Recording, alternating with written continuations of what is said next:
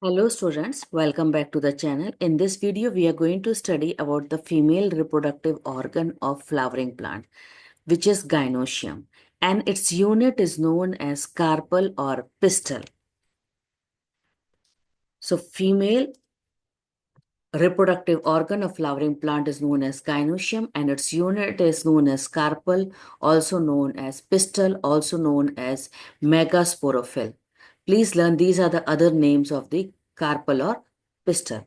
Now carpel can be one, you will say monocarpellary, or they can be many, you will say multicarpellary.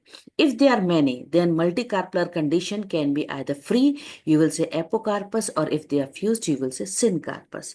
Fewer examples are there which I have written along with the both 11th and 12th class NCERT. These two are given in your 12th class.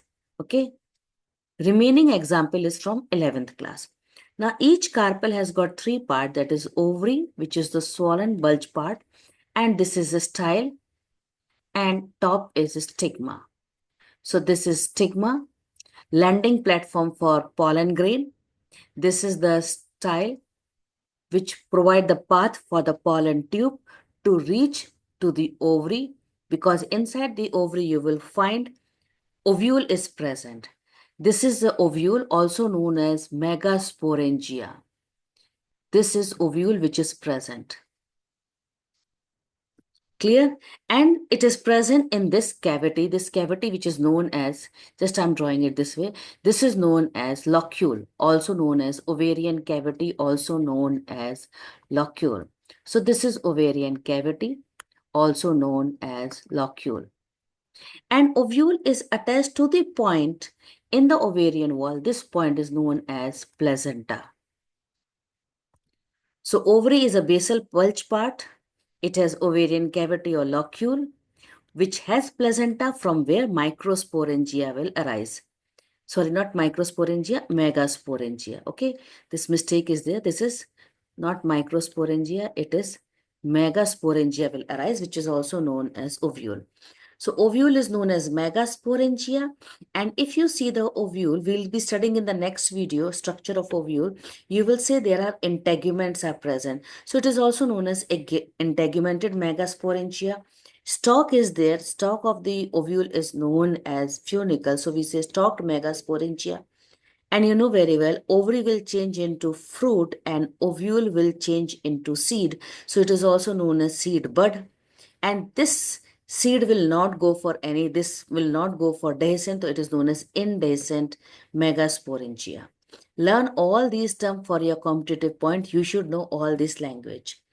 Clear? Next. Now, there can be only one ovule. Right now, I've drawn only one ovule. For example, we see in the wheat, rice, or mango. Or ovule can be many. If there are many, example is papaya. You see when you cut, you find many seeds are present.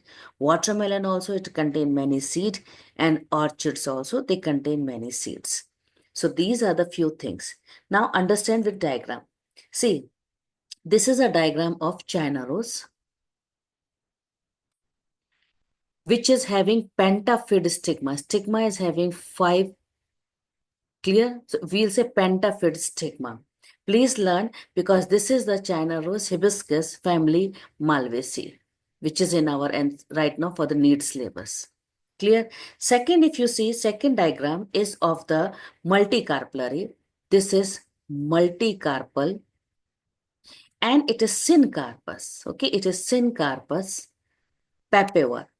And this is example given in your human health and disease chapter also. And in this you have to focus, it contain only ovary and stigma. Please understand, style is not there here. Style is not there. Clear, beta? Third example, if you take, it is also multicarpellary, multicarpal, but it is not syncarpus, it is apocarpus. Apocarpus, and this is an example of Michaelia. So please learn, when they ask you, the student get confused between the papaver and Michaelia. So please learn this flower-like structure, many carpels are there and it is of Michaelia.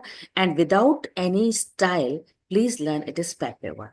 Now this is the diagram of Anatropous ovule.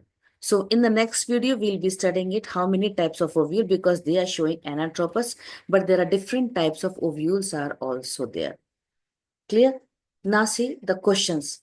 Megacarpal in angiosperm is equal to megasporophyll. Clear?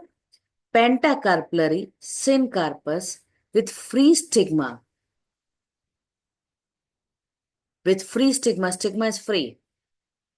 Clear? And multicarpellary syncarpus without style. Understood? Without style. Without style is papaver, and pentacarpellary stigma free is hibiscus. So answer is first option. Next is feature in the structure of gynoecium between papaver and micalia.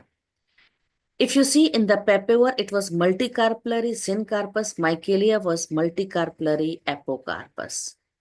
So I hope so in this video, I discussed only carpel and its part. This video might be helpful for you. Thanks for watching. In the next video, we are going to discuss about the ovule.